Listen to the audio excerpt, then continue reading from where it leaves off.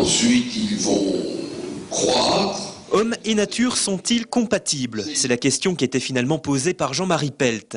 Et l'enjeu est de taille. Plus que l'homme, c'est la relation entre l'économie et la biodiversité qui se pose. La nature n'est pas marchandable, car sans prix. Pourtant, pour pouvoir mieux l'insérer dans les problématiques actuelles, il faudrait lui donner de la valeur. Utopie ou réalité? Nous n'avons pas intégré dans le nouveau système à naître d'autres mécanismes de régulation, la prise en compte de tout ce qu'apporte l'écologie. Il y a eu des rapports très remarquables de M. Stern. Il y a un rapport qui est paru hier d'un Indien qui a évalué la valeur de la biodiversité à 22 500 milliards. Mais tout ça doit s'intégrer dans l'économie. L'économie a cette particularité tout à fait étrange qu'elle vide le patrimoine. On vide les ressources. Mais comme elles n'ont pas de valeur, on peut y aller carrément. La nature est en fait sans prix, qu'elle a une valeur en soi qui n'est pas monétisable en dollars. Mais si elle n'est pas traduite en dollars, elle n'est pas traduite du tout. Alors c'est encore pire.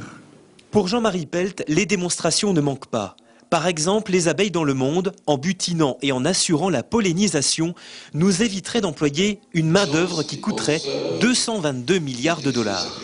La crise économique de 2008 est passée par là et aurait pu changer la donne et les comportements, mais il n'en est rien pour l'instant.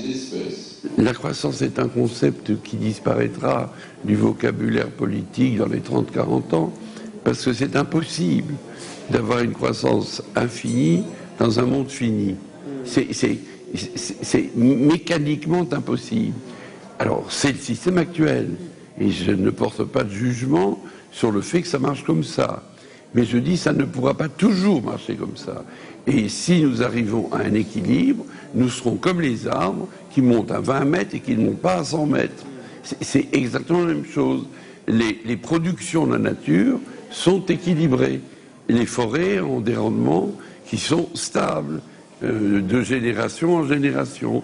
Et nous pouvons tout à fait imaginer une économie qui soit en équilibre, mais qui alors n'userait plus les ressources jusqu'à la corde. Jean-Marie Pelt a fondé l'Institut européen de l'écologie de Metz en Lorraine. Ses propos auront été écoutés avec beaucoup d'attention à Sallanches, par les élus, les agriculteurs ou encore monsieur et madame tout le monde. Ces propos seront-ils pour autant exécutés? C'est une autre histoire. Les ginkgos vivent 3000 ans.